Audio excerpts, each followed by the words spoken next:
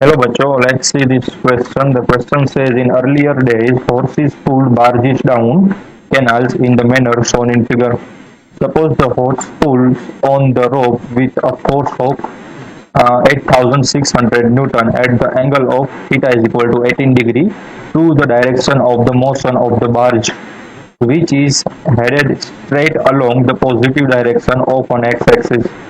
The mass of the barge is 9,500 kg and the magnitude of its acceleration is 0.12 meter per second square. What are the magnitude and the direction relative to the positive x of the force on the barge from the water? तो हमें एक force given है and एक barge given है। Barge का मतलब होता है एक नौका गिवन है, ठीक है। मैं यहाँ पर लिख देता हूँ नौका। तो एक जो फ्राइट कैरिंग नौका होती है उसी को ही हम बार्ज कहते हैं एंड उसको एक घोड़ा है वो ये वाली डायरेक्शन में उसको लेके जा रहा है। जो घोड़े के द्वारा फोर्स लगाया जा रहा है वो है 8600 न्यूटन, जो कि इस डायरेक्शन में रेड वाली डायरेक्शन में। एंड जो ये एंगल बन रहा है, ये जो नौका है उसकी एक्स एक्सिस, मान लो इस डायरेक्शन में मैं एक्स एक्सिस को बनाता हूँ, तो एक्स एक्सिस के साथ जो ये एंगल बना रहा है वो है 18 डिग्री, ये वाला एंगल 18 डिग्री। फिर भी ये जो घोड़ा है वो फिर भी एंगल के साथ उसको मूव करा रहा है, फिर भी ये जो नौका है वो स्ट्रेट जा रही है। इसका मतलब कि जो है नौका के ऊपर पानी के द्वारा कुछ फोर्स लग रहा है, वो हमें फाइंड करना है कि कितना मैग्नीट्यूड का फोर्स लग रहा है, कौन सी डायरेक्शन में लग रहा है, वो हमें फाइंड करना है कि ये नौका है ना सीधी की सीधी रहे, ठीक है। वरना ऐसी हो जाती ना, ये जो कोच वाला भाग है वो ऐसा हो जाता, ऐसे आ जाती नौका, ठीक है, घूम जाती। बट ऐसा कुछ हो नहीं रहा। इसका मतलब कि जो ये पानी के द्वारा नौका के ऊपर कुछ फोर्स लग रहा है, ठीक है। मैं उसको बार्ज ही बोलूंगा, बार्ज के ऊपर कुछ फोर्स ही लग रहा है। तो कौन सी डायरेक्शन में लग रहा है वो हमें फाइंड करना है, कितना मैग्नीट्यूड है वो फाइंड करना है। तो इसमें जो गिवन एक्सेस है वही हम लेते हैं, कोई बात नहीं, ये वाली एक्सेस, क्योंकि वो पैरेलल ही है हमारी, जो हमने जो एक्सिस बनाई थी उसके पैरेलल ही है। एंड जो ये हमारी एक्सिस होगी वो होगी वाई एक्सिस। तो ऐसा कुछ हमने क्वेश्चन में गिवन है। एंड जो उसके द्वारा जो एक्सेलरेशन है, ये कौन सा एक्सेलरेशन था, magnitude of its acceleration is 0.12 metre per second square. जो ये बार्ज है वो इस डायरेक्शन में 0.12 मीटर पर सेकंड स्क्वायर के एक्सेलरेशन से आगे बढ़ रहा है, ऐसा हमें गिवन है। एंड जो बार्ज है उसका मास गिवन है m is equal to 9,500 kilogram. तो हमें इस प्रॉब्लम में जो की कंसेप्ट यूज करने वाले हैं वो होगा न्यूटन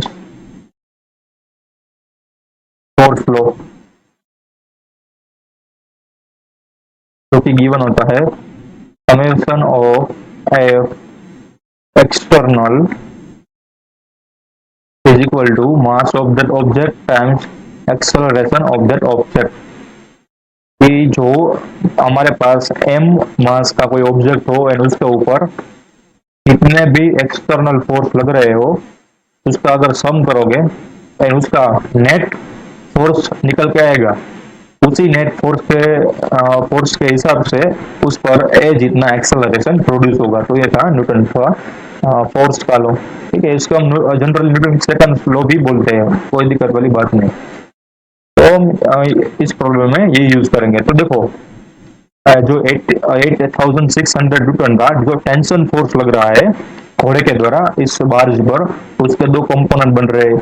एक तो ये प्लस एक्स के डायरेक्शन में है और एक प्लस वाई की डायरेक्शन में होगा। इस डायरेक्शन में कितना होगा, तो इस डायरेक्शन में होगा 8600 इंटू cos 80 डिग्री। और जो ऊपर की तरफ होगा वो कितना होगा 8600 sin 80 डिग्री। तो इसके कंपोनेंट बन गए। एंड जो पानी है, पानी ऑपोजिट भी करेगा, ठीक है। तो पानी के द्वारा इस डायरेक्शन में कुछ फोर्स लगेगा। पानी का मान लो कि इस डायरेक्शन में फोर्स का कोई कंपोनेंट है, वो है एफ एक्स, राइट। ये मैं इसको एक्सटेंड कर रहा हूँ वाई डायरेक्शन को। तो पानी के द्वारा नेगेटिव एक्स डायरेक्शन में एफ एक्स जितना फोर्स लग रहा है, एंड ये जो बार्ज है वो ऊपर की तरफ भी नहीं मूव कर रहा है, इसका मतलब जो वाई कंपोनेंट में सारे के सारे फोर्स है वो बैलेंस हो रहे हैं, तो पानी के द्वारा वाई डायरेक्शन में भी कुछ फोर्स लगेगा, उसको मैं मान लेता हूँ एफ वाई। तो ये कुछ हमारे फोर्स हो गए। अब मैं अप्लाई करूंगा न्यूटन के फोर्स लॉ को कि एक्स डायरेक्शन के लिए एंड वाई डायरेक्शन के लिए दोनों के लिए सेपरेट में न्यूटन फोर्स लॉ को अप्लाई करूंगा। तो पहले मान लेता हूँ for x direction only, for x direction.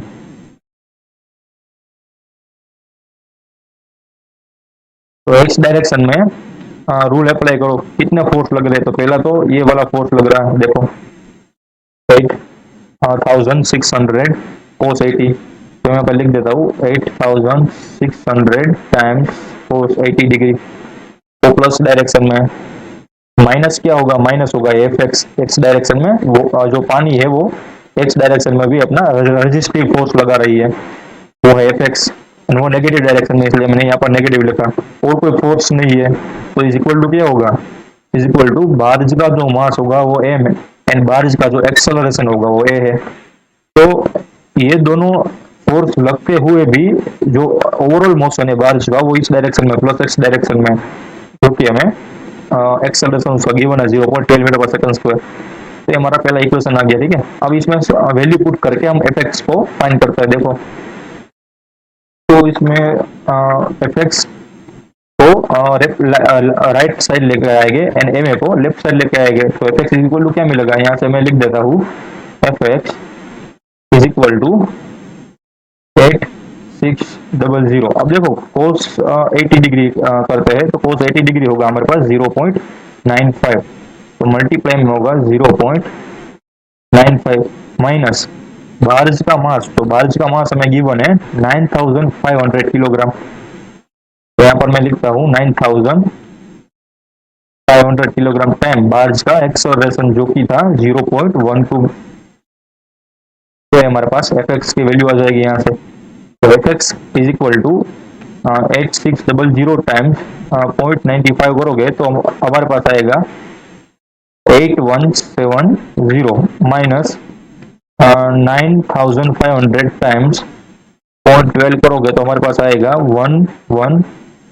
1140, and again इसको सोल्व करोगे तो हमारे पास जो फाइनल आंसर निकल के आएगा एफ एक्स की डायरेक्शन में होगा 7030 न्यूटन। तो ये आ गया हमारा एफ एक्स, ठीक है। ये वाटर का एक्स कंपोनेंट है फोर्स का, रेजिस्टिव फोर्स जो वाटर दे रहा है बार्ज को उसका एक्स कंपोनेंट है, उसकी ऑफ कोर्स डायरेक्शन होगी माइनस की डायरेक्शन में, ठीक है, माइनस एक्स की डायरेक्शन में डायरेक्शन होगी, पर उसको हमें कोई जानने का कोई रिक्वायरमेंट है नहीं। अब हम फाइंड करेंगे इसका वाई कंपोनेंट, तो हम वाई डायरेक्शन के लिए न्यूटन के फोर्स लॉ को अप्लाई करेंगे, तो फॉर वाई डायरेक्शन, तो वाई डायरेक्शन में कौन से फोर्स है देख लो, एक तो ये वाला फोर्स है 8600 साइन 80 डिग्री, एंड एक एफ वाई वाला फोर्स है, और कोई फोर्स नहीं है, तो यहाँ पर है 8600 sine 80 degree, and negative direction में है एफ वाई, वाटर के द्वारा जो वाई कंपोनेंट बन रहा है फोर्स का वो इज इक्वल टू, अब देखो बार्ज की वाई डायरेक्शन में कोई भी एक्सेलरेशन गिवन नहीं है, यानी कि बार्ज है वो वाई डायरेक्शन में जीरो एक्सेलरेशन से मूव कर रहा है, तो यहाँ हो गया 0, ठीक है।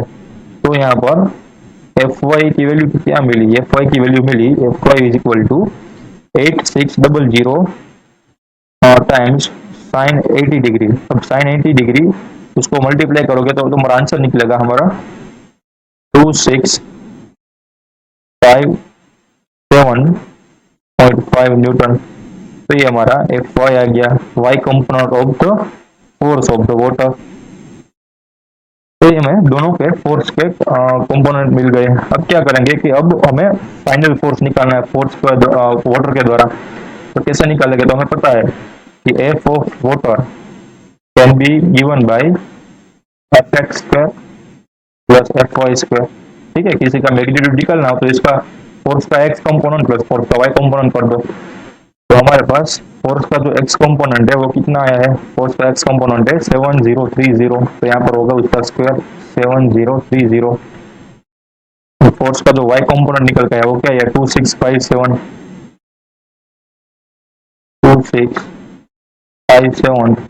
का स्क्वायर।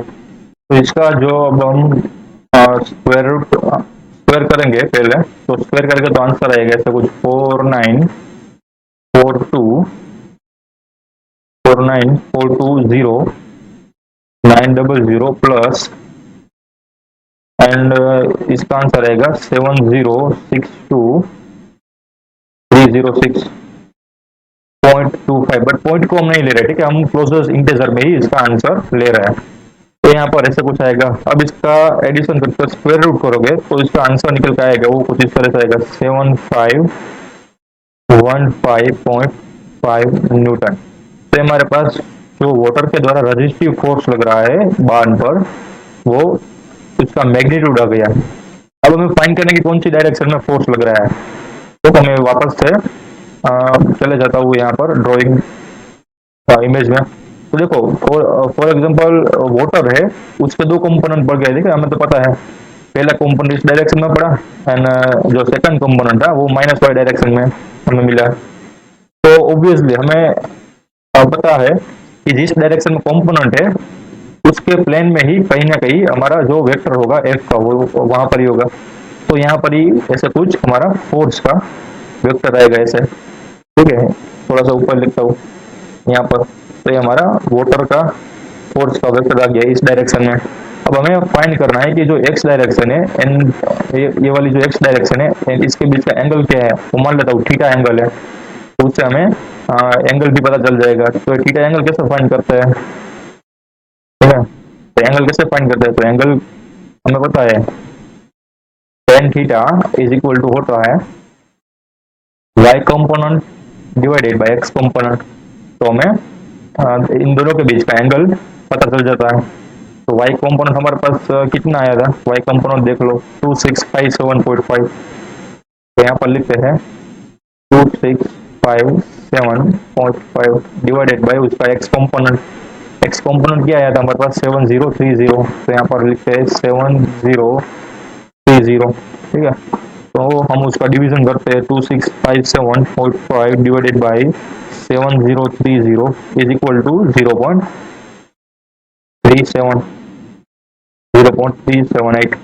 अब क्या करेंगे कि हमें इसमें से थीटा निकालना है, तो दोनों साइड टेन इनवर्स से मल्टीप्लाई करेंगे, तो यहाँ पर आ जाएगा tan inverse 0.378। Left hand side से tan inverse and tan cancel out हो जाएगा, ठीक है।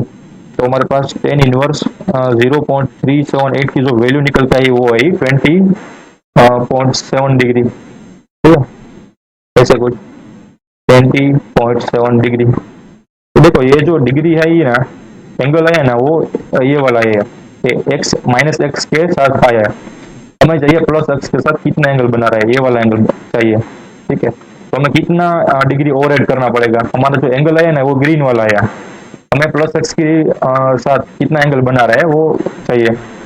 तो प्लस एक्स के साथ कितना बना रहेगा, तो 180 डिग्री प्लस थीटा बनाएगा एंगल। तो हमारे पास जो टोटल एंगल आएगा जिसको मैं बोल रहा हूँ theta prime is equal to क्या होगा, पॉजिटिव एक्सिस के साथ, तो होगा 180 डिग्री प्लस थीटा, तो कितना आएगा 200, ठीक है, 200.7 डिग्री। तो हमारे पास थीटा प्राइम की वैल्यू आ गई 207 डिग्री। तो ये जो थीटा है ये वाला एंगल वो है प्लस एक्सिस के साथ, ठीक है, प्लस एक्सिस के साथ, एंड ये जो थीटा है वो है माइनस एक्सिस के साथ। तो और कोई बात नहीं है, जनरली हम प्लस एक्सिस के साथ एंगल कितना बनाता है वही कंसीडर करते हैं। तो हमारे पास ये डायरेक्शन भी आ गई, ठीक है। तो ये हमारे थे final answer. I hope you understood it well, best of luck.